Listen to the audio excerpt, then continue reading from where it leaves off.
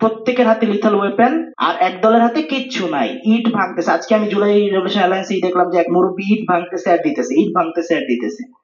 এই এই জিনিসটা এর আগে একমাত্র গাজায় দেখা গেছে, আর সেকেন্ড দেখা গেছে বাংলাদেশে, আর কোথাও নেই। আপনাদের যদি কাছে থাকে তাহলে আমি এই বলবো।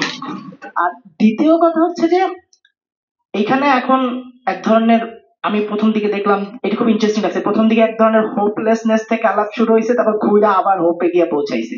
আমার কাছে মনে হচ্ছে এইটাই হচ্ছে আমাদের পরবর্তী লড়াই, যে আমরা আশা এবং নিরাশার এই যে একটা গেম আছে, এইটার মধ্য দিয়ে মূলত আমাদের মাকসাদ রে খুঁজে নিব, আমাদের লক্ষ্য রে খুঁজে নিব। এই লক্ষ্যটা হচ্ছে, আমি একটু ক্লিয়ার করি, যেটা আমার কাছে মনে হচ্ছে এটা বলা জরুরি। রাফিদ বললো যে ঝুলায় দেওয়া উচিত ছিল, আমি সবসময় ফাঁসির বিরুদ্ধে, আমি ডেথ পেনাল্টির অ্যাগেইনস্টে অফিসিয়ালি। ওই জায়গা থেকে আমার কাছে মনে হচ্ছে যে এই মাকসাদ আমাদের হচ্ছে বিচার, এবং সেই বিচারটা হইতে হবে। এখন এই বিচারের ফলাফল কি হবে এরকম যায় না, বিচারের বাংলাদেশের সংবিধান যেভাবে বিচারের পারমিশন দেয় সেইটাই হবে, কিন্তু আমাদের মাকসাদ হচ্ছে বিচার, এবং ওই বিচারটার জন্যই মূলত আমাদের এই করতে। আমি আমি আশা করি যে এখানে যারা বসে আছেন তারা সবাই এই জায়গায় কন্ট্রিবিউশন করবে। তাহলে আমাদের কন্ট্রিবিউশনটা আসলে এখানে কি হইতে পারে, এইটা হচ্ছে সেকেন্ড। আমাদের কন্ট্রিবিউশনটা হচ্ছে আশারে সবসময় জিন্দা রাখা। আমার আমি খুব মানে আমি প্রায় একটু হতাশ হয়ে পড়ি, তখন হচ্ছে আমি যখন আশার সবাই কল দিই, তখন হচ্ছে সিমরানের মতো কিছু মানুষ থাকে, তখন তারা আমাদের বলে যে ভাই ওই কেউ না থাকলেও আমরা 15 তারিখ বিপ্লব করতাম, 15 তারিখ জেল ভাঙতাম। এটা অনেকে অনেকে বলে। তো তখন আমার কাছে মনে হয় যে এই যে ব্লাডটা আসছে, এরা তো আসলে এটা তো আসলে শুকায় যাবে না, এটা থাকবে। আর এটা হচ্ছে মানে তরুণদের বা আমাদের একটা ইয়ে হচ্ছে যে মেমোরি, এটা সাইন্টিফিক্যালি ট্রুথ যে 10 বছর পর্যন্ত মোটামুটি আমরা মেমোরি রিকল করতে পারি।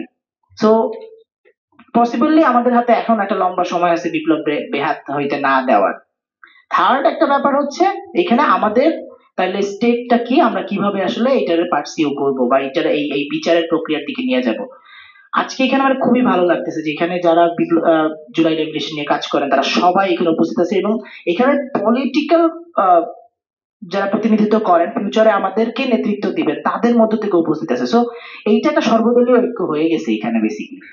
তো ওই জায়গা থেকে আমাদের কিছু দাবির মতো আছে, যেটা আমি প্রশ্ন করি। একটা দাবি হচ্ছে যে আহ আহতদের বিচার, আহতদের জন্য হচ্ছে সাহায্যের ব্যবস্থা, এবং যারা নিহত হয়েছে তাদের তাদের পরিবারের এটা হচ্ছে ধরেন একটা প্যাকেজ।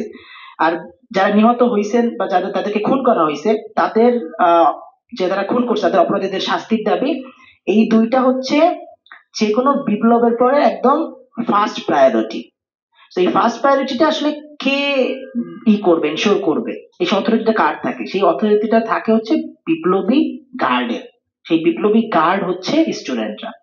সো আমি এখানে খুব মানে আশা নিয়ে বলতেছি, কারণ এখানে সব প্রত্যেকটা গ্রুপ থেকে আসেন এবং তারা প্রত্যেকেই কোনো না কোনো লেভেলে এটা কি করেন।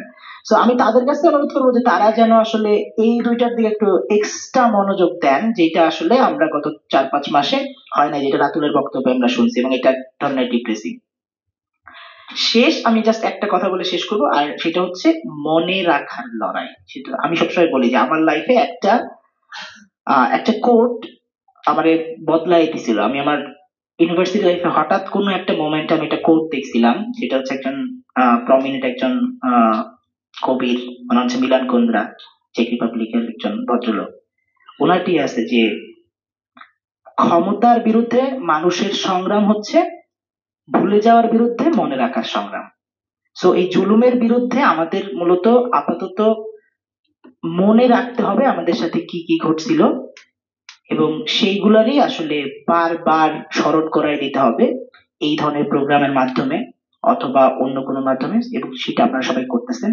আমি আমার সংহতি রাখতেছি, এবং কোনোভাবে আমার একটা পার্সোনাল ছোট করে শেষ করি যে আমি যেহেতু প্রফেশনাল ভিজুয়াল আর্কাইভিং এ আমার আলাদা একটু এক্সপার্টিস আছে। আপনাদের কোনো অর্গানাইজেশন বা যারা এই ধরনের মোবাইল জার্নালিস্ট যারা করেন তারা যদি কোনোভাবে তাদের যদি কোনোভাবে সহযোগিতা করতে পারি, তাহলে আমি আসলে কৃতজ্ঞ থাকবো, আমি গর্বিত হব। সো ধন্যবাদ।